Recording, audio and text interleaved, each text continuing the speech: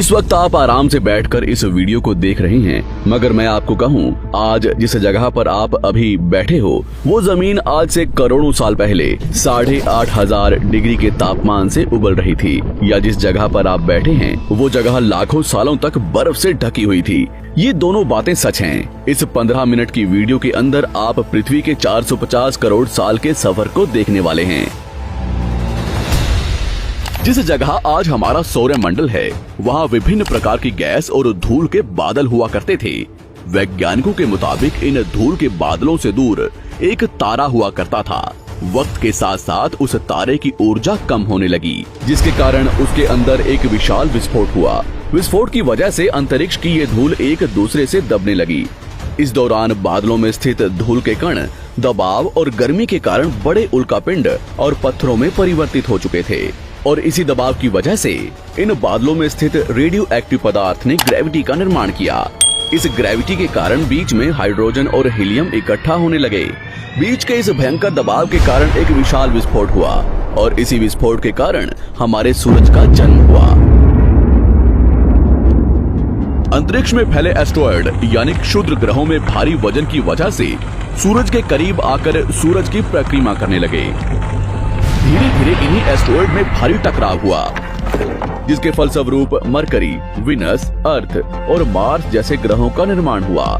वैज्ञानिकों के मुताबिक उस वक्त पृथ्वी और मार्स यानी मंगल ग्रह के बीच थिया नामक ग्रह सूरज की परिक्रमा किया करता था। पृथ्वी पर ग्रेविटी होने की वजह से सूरज की परिक्रमा करने वाले एस्टेरॉयड अब पृथ्वी की परिक्रमा करने लगे, और धीरे धीरे करोड़ों सालों तक ये पृथ्वी पर गिरते रहे। और ऐसी घटना हमारे पड़ोसी ग्रह थिया पर भी हो रही थी, जिसके कारण थिया पृथ्वी के और करीब आने लगा और आकर पृथ्वी से टकराया। इस भयंकर टकराव की वजह से पृथ्वी के हिस्से कणों के रूप में अंतरिक्ष में फैल गए और एक रिंग्स की तरह पृथ्वी की परिक्रमा करने लगे। इन्हीं परिक्रमा करते हुए कणों में टकराव होने लगा, जिसके कारण हमारे चांद का निर्माण हुआ। उस वक्त पृथ्वी पर सिर्फ एक ही समुद्र हुआ करता था, और वो था 1900 डिग्री सेल्सियस की तापमान पर उबलते हुए लावे का। उबल रही थी वो सारी चीजें जिसे आज आप अलग अलग नाम से जानते हैं। वक्त के साथ साथ पृथ्वी धीरे धीरे ठंडी हो रही थी, जिसके कारण पृथ्वी के भारी तत्व जैसे धातु और रेडियो एक्टिव पदार्थ पृथ्वी के केंद्र में जाकर इकट्ठा हो गए, और हल्के पदार्थ पृथ्वी की सतह पर आ गए। लाखों सालों तक पृथ्वी पर उल्कापिंडों की बरसात हुई, और इन गिरते हुए उल्कापिंडों में जमा था नमक, मिनरल्स और पानी। करोड़ों सालों तक इन उल्कापिंडों की बरसात होती रही, और धीरे धीरे पृथ्वी की ऊपरी सतह पानी से ढकने लगी। वैज्ञानिकों के मुताबिक यही वो वक्त था जब दूर गहरे पानी के अंदर निकलते ज्वालामुखियों से पहली बार सूक्ष्म जीवों का निर्माण हुआ। लाखों सालों बाद एक वक्त ऐसा आया जब पृथ्वी की पूरी सतह पानी से ढक चुकी थी। हमारी पृथ्वी के सबसे अंदर का कोर रेडियो एक्टिव पदार्थ से बने होने की वजह से हरदम गर्म होता रहता है, लेकिन जब भी पृथ्वी की ऊपरी जमीन ठंडी हो जाती है, तब पृथ्वी के अंदर की गर्मी बाहर नहीं निकल पाती, जिसके कारण ज्वालामुखियों का निर्माण होता है। और उस वक्त कुछ ऐसा ही हुआ। पानी से ढकी हुई पृथ्वी पर हजारों की तादाद में ज्वालामुखी निकलने लगे, और आने वाले लाखों सालों तक इन ज्वालामुखियों का निकलना जारी रहा, जिससे पानी के ऊपर जमीन का निर्माण हो रहा था। इस वक्त भी पृथ्वी पर वातावरण न होने की वजह से अंतरिक्ष से उल्कापिंडों की बरसात हो रही थी। आज से लगभग 300 करोड़ साल पहले पृथ्वी पर ऐसा वक्त आया जब पृथ्वी का वातावरण लगभग स्थिर होने लगा था। ज्वालामुखी निकलने धीरे हो गए थे, और पृथ्वी का एक दिन 12 घंटे का हुआ करता था। साल बीतते गए, और धीरे धीरे ये सूक्ष्म जीव विकसित होते गए और समूह में रहने लगे। आज से लगभग 250 करोड़ साल पहले पहली बार पृथ्वी पर ऐसे जीवों का निर्माण हुआ जो जीने के लिए ये पानी के अंदर के मिनरल्स यानी खनिज पदार्थ और धूप का इस्तेमाल करते थे, और मल त्याग के रूप में ऑक्सीजन बाहर निकालते थे। इस वक्त तक पृथ्वी पर ज्यादातर ज्वालामुखी निकलने बंद हो चुके थे, और इन माइक्रोबैक्टीरिया की वजह से वातावरण में ऑक्सीजन की मात्रा बढ़ रही थी। वातावरण में ऑक्सीजन बढ़ने की वजह से पृथ्वी का वायुमंडल बनना शुरू हुआ, और आने वाले हजारों सालों तक वातावरण में ऑक्सीजन की मात्रा बढ़ती रही, इसकी वजह से पृथ्वी के ज्यादातर हिस्सों में ये सूक्ष्म जीव फैल गए। हजारों सालों बाद एक वक्त ऐसा आया जब पृथ्वी में ज्यादा ऑक्सीजन बढ़ने के कारण ये सूक्ष्म जीव मरने शुरू हो गए। उस वक्त तक पृथ्वी का वातावरण ठंडा होने के साथ साथ ऑक्सीजन से भी भर चुका था, जिसके कारण जमीन और वातावरण में स्थित आयरन यानी लोहे के मिनरल्स पानी में स्थित ऑक्सीजन से रिएक्ट होने लगे। और एक वक्त ऐसा आया जब पृथ्वी की जमीन आज के मार्स के जैसे लाल हो चुकी थी। वक्त बीतने के साथ साथ धरती की टेक्टोनिक प्लेट्स में दरार होने लगी, जिसके कारण पृथ्वी के अंदर का लावा जमीन की तरह कई लाखों सालों तक खुला उबलता रहा। और यही वो कारण था जिसके कारण पृथ्वी के वातावरण में कार्बन डाइऑक्साइड की मात्रा बहुत बढ़ गई और पृथ्वी पर एसिड की वर्षा शुरू हो गई। एसिड रेन की वजह से पृथ्वी का तापमान घटने लगा और तापमान इतना घटा कि पृथ्वी के ऊपर स्थित पानी बर्फ में परिवर्तित होने लगा। पृथ्वी पर पहली बार भयंकर आइस एज आया। इस वक्त पूरी पृथ्वी सफेद बर्फ से ढक चुकी थी। आमतौर पर जब धरती पर सूरज की किरणें गिरती हैं, तब जमीन उन किरणों को सोख लेती है, मगर क्योंकि पूरी पृथ्वी बर्फ से ढक चुकी थी और क्योंकि बर्फ सफेद और चमकीली होती है, जिसके कारण सूरज की किरणें धरती पर गिरने के बाद वापस चली जाती थी।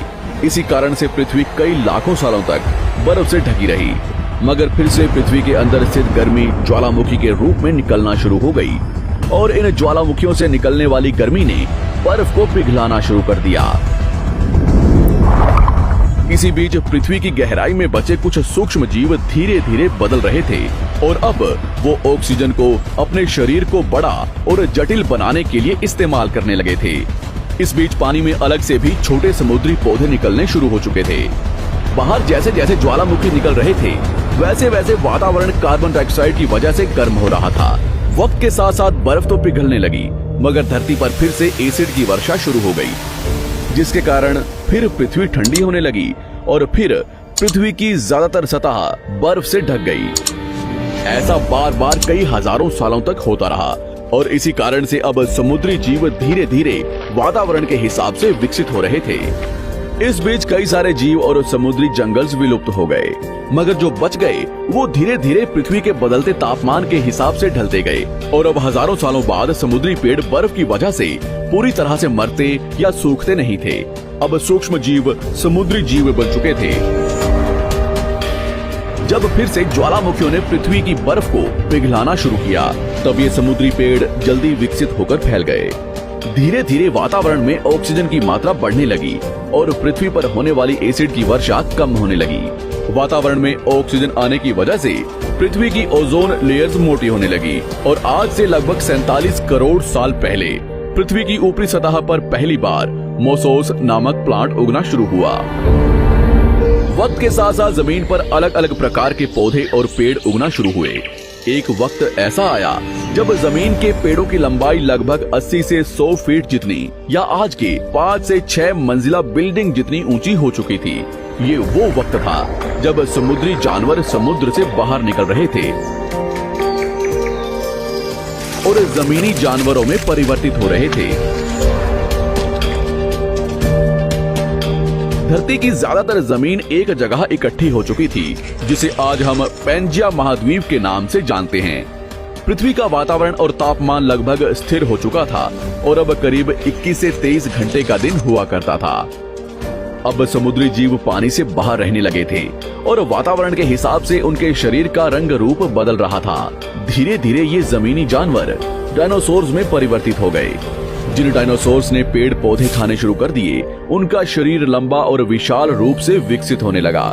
कुछ डायनासोर्स शिकार किया करते थे, जिसके कारण वे छोटे और तेज होते चले गए।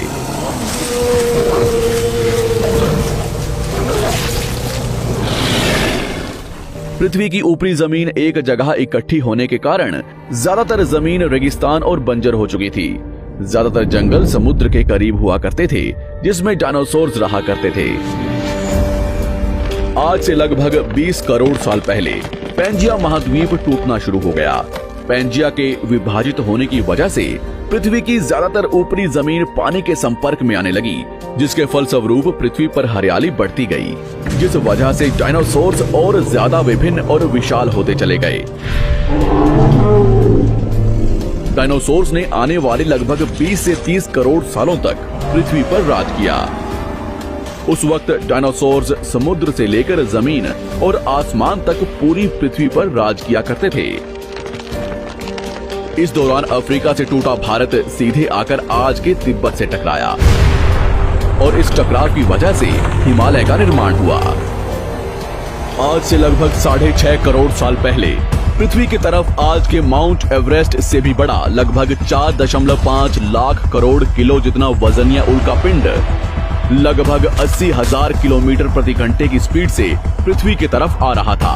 पृथ्वी की सतह को छूते ही उसमें भयंकर आग लगी और वो जलते हुए सीधा पृथ्वी से टकराया। इस टकराव से निकलने वाली ऊर्जा आज के 10 करोड़ परमाणु बम एक साथ फटने के बराबर थी। जहां ये उल्कापिंड गिरा वहां के जानवर और पेड़ तुरंत भाप बनकर जल गए। गिरते ही पृथ्वी पर पूरी तरह धूल फैलने लगी। समुद्र में भयंकर बाढ़ आने लगी। भूकंप और आग ने पृथ्वी को जलाना शुरू कर दिया। कुछ ही घंटों में पूरी पृथ्वी के वातावरण में हानिकारक गैस और धूल की वजह से पृथ्वी नर्क हो चुकी थी। डायनासोर्स घुटन, आग और भूखमरी से पूरी तरह विलुप्त हो गए। इस वक्त हमारे पूर्वज जमीन के अंदर रहा करते थे, जिसके कारण वो इस विशाल प्रलय से बच गए। पृथ्वी का वातावरण पूरी तरह से काला और अंधेरा हो चुका था, जिससे धूप भी जमीन तक नहीं पहुंच पा रही थी। पृथ्वी के पेड़ और ज्यादातर जानवर विलुप्त हो गए।